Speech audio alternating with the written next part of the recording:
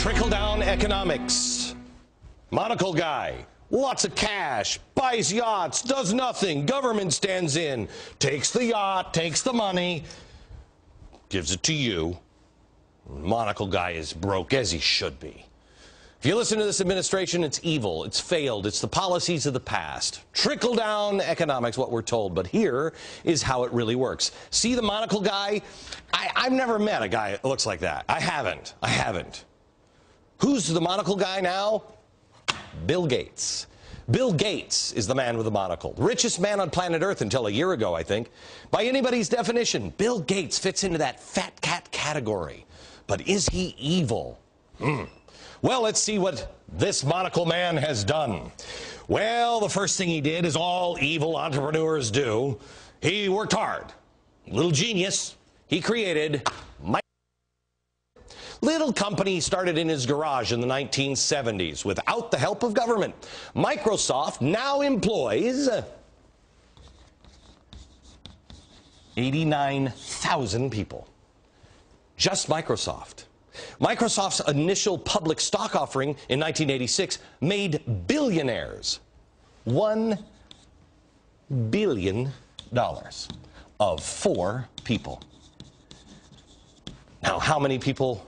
Just those 4? So now we got 5 billionaires? That's not right. I know. Also created another 12,000 millionaires. Yeah. Now, I haven't seen Bill with a monocle, but nobody deserves to have that much money. Oh, if we could just get the government to come in and take his money, because there's too much money here. Just take it. Shut these people down. Yeah, they could take this stuff and give it to you. Now, is there anybody here that really believes that the government can do more good with his money than him? He's a genius. Them dummies. In addition to jobs and wealth that he has spread through what I like to call the free market system, otherwise known as capitalism, he has also donated to charity. He doesn't even notice it. Just $28 billion to charity. Of his own free will. Nobody took it from him. So, is he ridiculously rich? Yes. He probably runs around the house naked with his monocle. People like that do that, you know.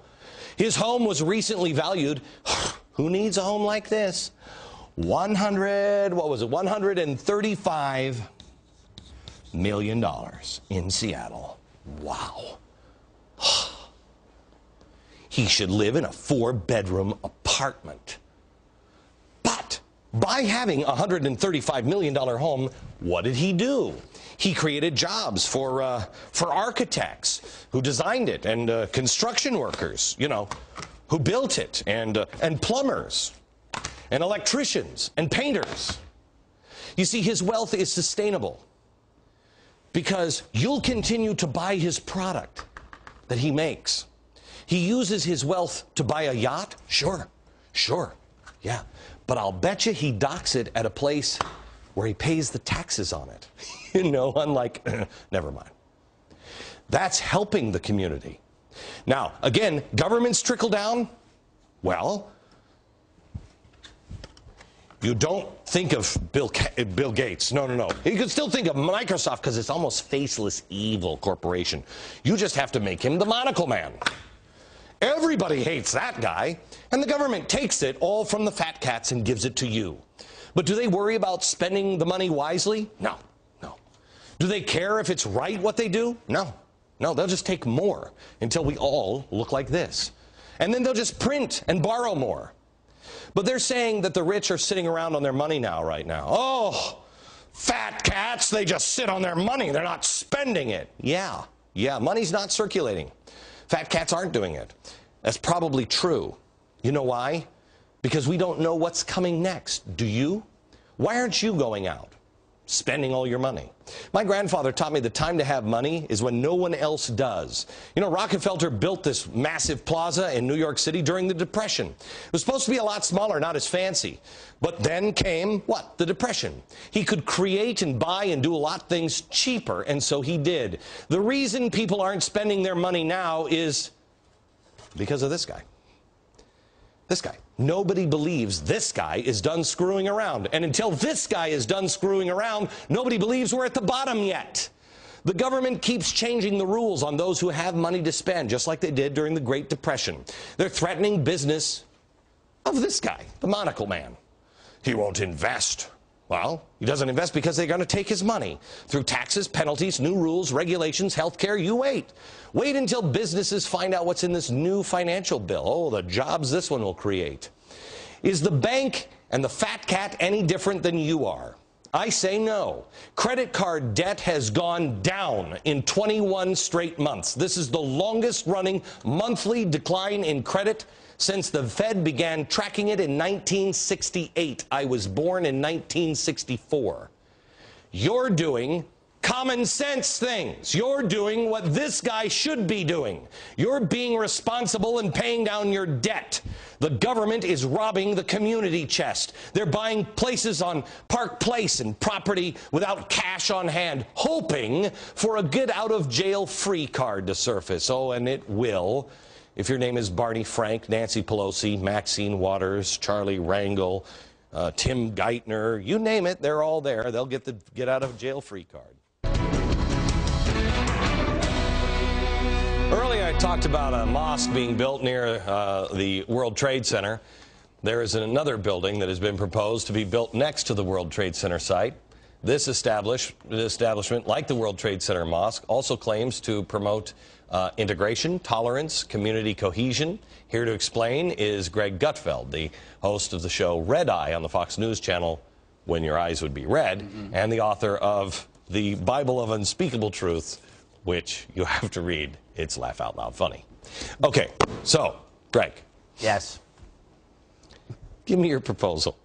Well, you know, I was thinking, I went onto their website, the Cordoba House website. It's a lovely website, and they talk about preaching tolerance and communication. And I thought, how interesting is it that they're preaching tolerance and communication to Americans? I thought, wouldn't it be great to test their tolerance? So I figured, let's open an Islam-friendly gay bar next door to the mosque. That's my proposal. And I'm sticking by it. Now, I'm not a good businessman, and I'm a terrible activist. Yeah. But this might be the greatest idea I've ever had. But you are very, very funny. Yeah. So are you... Am I joking? I mean, yeah, what I'm saying is... Well, give me some of the names of the... Well, I like... I like G-Hot. G-Hot? Or G-Hunk. How about Infidel-licious? Or Turban Cowboy? Do you like Turban Cowboy? My favorite? What? Suspicious Packages. Yes, that's a nice one. Yes. Ramadan? There are other ones that I don't think I should mention. You mecca me hot? Yes. That's really... So now what would the... the idea again is you go into Suspicious Packages. Yes. Which is just... It's a gay bar. Yes. Yes, it is. Next to a mosque. Next to the World Trade Center mosque. Exactly, and there'll be no alcohol there, Glenn, so you can come. Okay, really? Because Muslims don't drink alcohol. Yeah, neither do I. The bar will have 72 virgin drinks. Really? Yeah. Now, this is to teach what exactly? Tolerance. Tolerance and communication. Right. You know, the way that New York is going to accept the mosque should accept the gay bar. Do you see that? The correlation? Now, as someone who wouldn't want this gay bar built next to my church or, you know, a temple of mine, do you think it might be a little over the top? I think it has to be done, Glenn. It has to be done. Really? And if I'm not the person to do it, somebody must do it. Somebody must do it. But I have a lot of people that are interested in backing me for this, and I'm telling you, this is the greatest thing ever. Because right now, you know, I contacted the Cordoba House. I wrote them, I emailed them, they didn't respond, but I tweeted them. And they tweeted me back. Oh, what did they say? They said, "You're free to open whatever you like. If you won't consider the sensibilities of Muslims, you're not going to build dialogue." Oh. Yeah. And you know, I love to build dialogue. I'm sure. Yes. Especially you could do that at Grind Zeros. Yeah, exactly. Check out Greg Gutfeld's show, Red Eye, on the Fox News Channel. You're not serious. I'm deadly serious, Glenn. The Fox News Channel airs weekdays at 3 a.m. Eastern for a reason. 8:28 in Washington. At the steps and the feet of Abraham Lincoln, Grab your family. Leave your signs at home. You grab your family and you join me there. From New York, good night, America.